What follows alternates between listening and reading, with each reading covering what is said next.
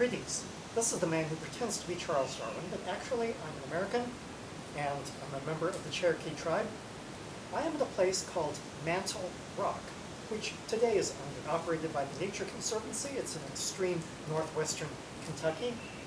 And this was a location on the original Trail of Tears. Now there were several trails known as the Trail of Tears. One of those was a trail taken by the Hildebrand contingent, which had 1,000 to 2,000 Cherokees on it. And the Trail of Tears was when the United States government, by law, forced the Cherokees to give up their original lands and then to move to what is today Oklahoma. And there was a great amount of suffering and loss occurring in this because they lost their original lands. They may or may not have been able to get new land in Oklahoma when they arrived. And my great-great-great-grandmother was in that contingent. Her name was Elizabeth Hildebrand. And so this was a contingent that had thousands of people in it, 1,000 to 2,000. And they camped here. In the winter of 1838, Charles Darwin was just under 30 years old at that time.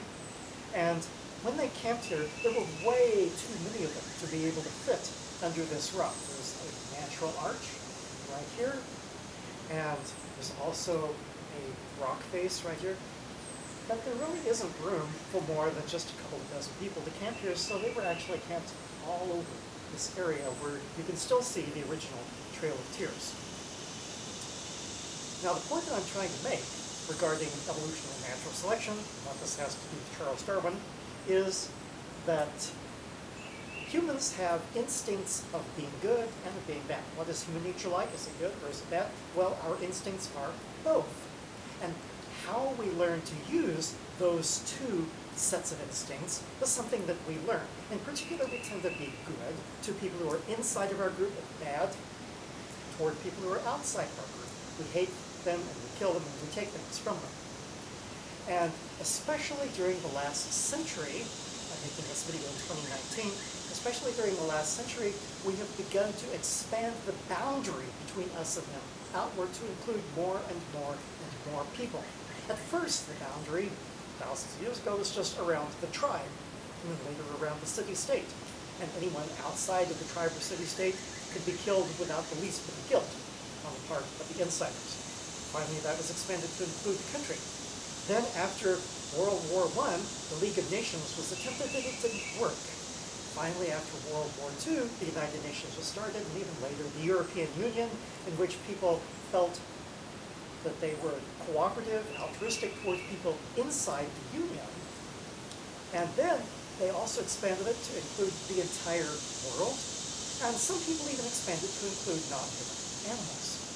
Well, that expansion has been something that evolution and natural selection have rewarded. But what we have in our brains is the instinct to do either good or bad, and we learn where to draw that line. Unfortunately, in the second decade of the 21st century, we're starting to retreat.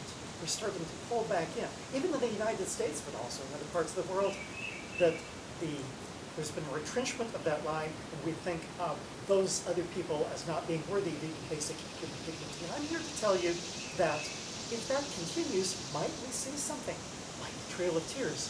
Again, we see streams of refugees from several countries. But could that happen again even more broadly? It happened before, in 1838, in this very location. Could it happen again? I hope not, but of course, that's up to us. This is Charles Darwin. Tally ho, and amen.